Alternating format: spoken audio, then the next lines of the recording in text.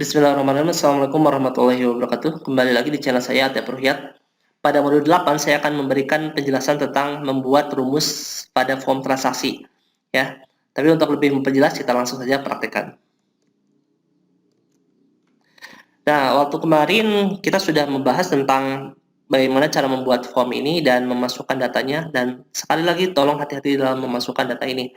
Harus sama dengan data yang sudah diinputkan sebelumnya, terutama pada data ID penjual, nomor pelanggan, dan kode barang.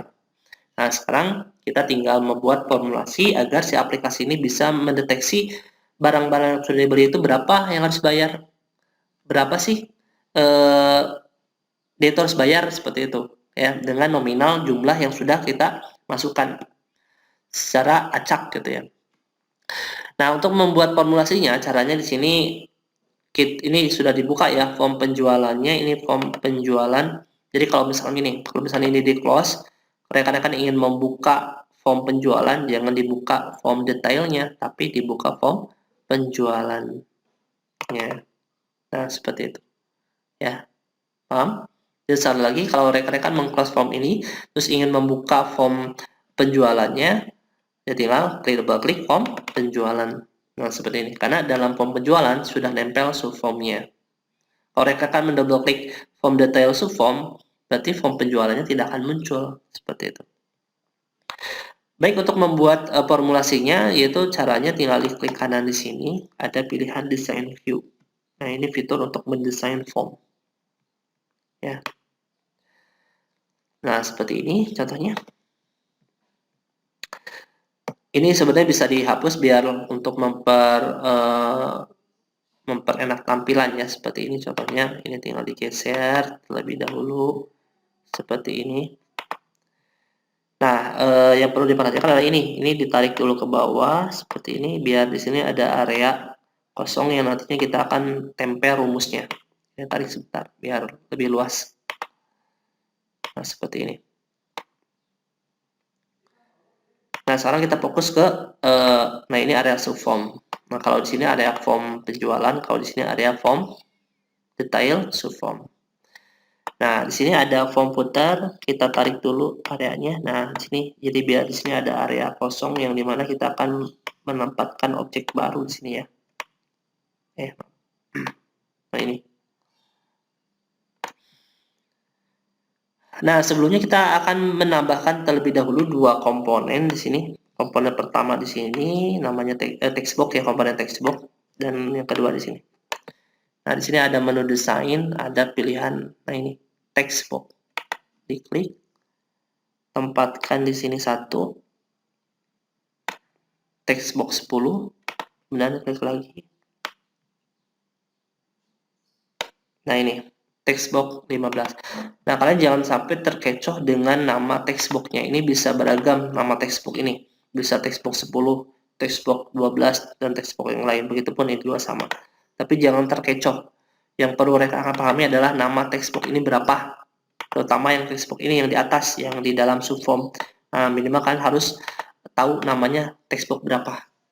Ya, jangan terfokus. Di sini kebetulan saya memberikan contoh text box 10. Bisa saja nanti textbox 12, bahkan mungkin textbox yang lainnya. Nah, setelah ini kita tambahkan, sekarang kita coba beri rumus. Ada 3 rumus yang nanti akan kita buat. Pertama di total jual. Nah, total jual ini rumusnya seperti apa? Ya, untuk mendapatkan total jual, berarti ada perkalian antara harga jual akan dikali jumlah jual. Yang perlu kalian pahami adalah penulisan field-nya. Di sini harga ada spasinya, kemudian jual. Begitupun ini jumlah ada spasinya, kemudian jual. Nah, berarti caranya tinggal ketikkan saja sama dengan, ya, jadi total jualnya dihapus, kemudian masukkan sama dengan. Nah, di sini kita menggunakan tanda kurung siku. Kita tulis di sini apa namanya? Harga jual. Harga jual. Kemudian kurung siku tutup. Nah, seperti itu. Nah, ini penulisannya harus sama persis dengan yang di atas. Tapi kalau besar kecil huruf, enaknya di Microsoft Access itu tidak berpengaruh. Jadi kalau rekan-rekan kecil semua juga bisa. Nah, misalkan kita contohkan nih. Kali ya, pakai tanda bintang. Pakai kurung siku lagi, jumlah jualnya, nah dibuat kecil semua. Misalkan contoh. Kemudian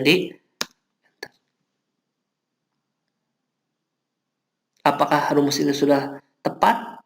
Nah, kita coba dulu ya sebelum ke rumus yang lain. Harga jual dan dikali jumlah jual. Nah, kita coba klik kanan, open. Lihat, ini sudah menjumlah secara otomatis berdasarkan harga jual dikali jumlah jual. Ya, nih sudah. Berarti rumus yang tadi sudah kita ketikkan, kita kembali lagi ya klik kanan, design view. Ini berarti sudah tepat. Walaupun di sini hurufnya kecil, ininya besar, itu nggak apa-apa. Besar kecil huruf tidak bermasalah. Cuman tolong hati-hati spasi dan penamaannya. Gitu ya. Karena banyak yang sekarang suka typo namanya, tapi ditulis aja rumus yang tepat gitu ya. Tidak jadi masalah. Walaupun rekan-rekan di sini salah, misalkan jumlah jal, misalkan ya, berarti tulis aja jumlah jal gitu ya. Tidak usah ditulis di sini jumlah jual, di sini jumlah jal. Justru itu yang mengakibatkan salah. Baik, untuk rumus yang pertama sudah selesai. Sebenarnya untuk membuat rumus yang kedua, caranya sangat mudah. Nah, yang perlu diperhatikan di rumus yang kedua ini adalah penamaan ini. Ini namanya teks 10. Jangan mengganti nama teks ini gitu ya. Karena kalau kalian mengganti nama teks ini, belum tentu ininya bisa otomatis berubah gitu ya. Harus di setting kembali. Nah, makanya di sini tetap aja mau teks 10, teks 12, gak apa-apa. Yang penting kalian ingat nama teksnya. Kalau di sini kebetulan teks 10. Rumusnya seperti apa? Sama dengan sum. Berarti kita akan mensummary total jual ini. Nah, karena total jual ada rumus ini, berarti namanya sudah dihapus, total jual berarti kita harus mengetikkan rumus ini. Sum, kurung buka biasa ini ya, kurung buka biasa, kemudian tanda kutip, harga jual, dikali jumlah jual. Nah, kurung tutup. Nah, tolong diperhatikan. Sama dengan sum kurung buka biasa, ada kurung sikunya harga jual dalam kurung siku dikali jumlah jual-jual dalam kurung siku, dan di akhir ada tanda kurung tutup. Seperti itu. Dan rumus ini ketika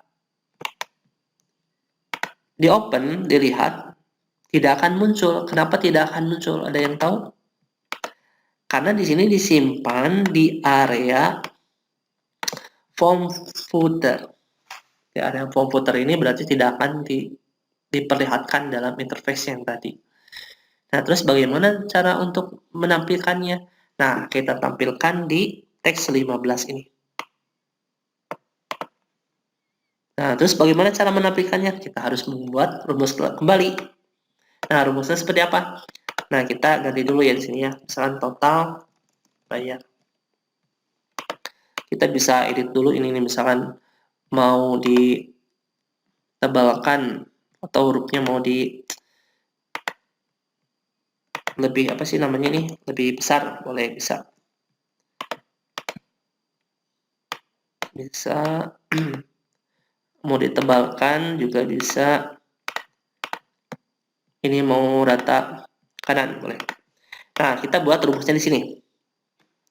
Rumusnya seperti apa? Jadi sebenarnya rumusnya itu sangat sederhana. Jadi kita akan menampilkan rumus ini tuh di sini, gitu ya. Nah, karena di sini beda form, berarti ada rumusnya. Nah, caranya seperti apa? Sama dengan, nah ada kurung siku, kita ketikkan form. Form itu mengarah ke objek, karena kan ini objek form. Jadi kita tulis dulu nama objeknya form, kemudian titik, pakai kurung siku. Ini nama form ini form apa? Ini nama ini nih. Form detail subform. Form detail subform. Berarti kita tulis di sini. Form detail subform.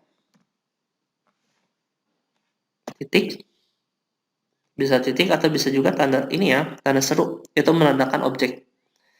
Nah, berarti ini akan sama dengan mengarah ke form, menunjuk ke form detail subform. Terus apa yang akan ditampilkan di sini?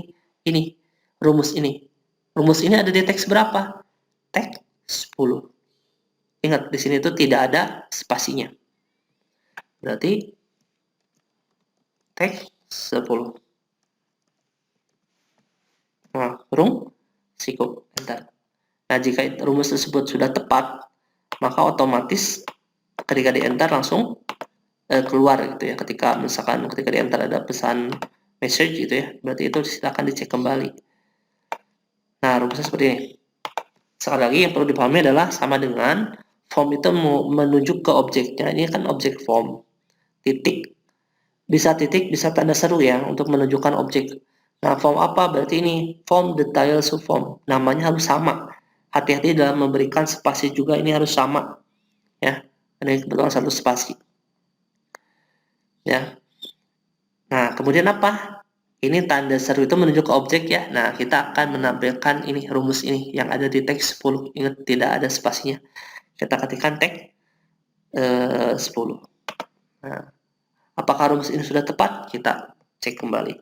Caranya klik kanan. Nah, ini sudah muncul ya. Cuma di sini tidak ada format rupiahnya. Kita setting dulu.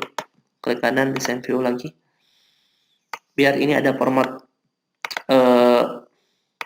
ini sudah betul ya rumusnya, jadi kita perkecil kembali.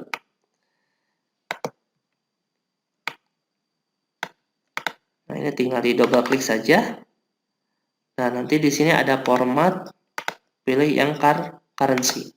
Nah, seperti itu. Sekali lagi double klik. Nah, nanti ada format, pilih yang currency.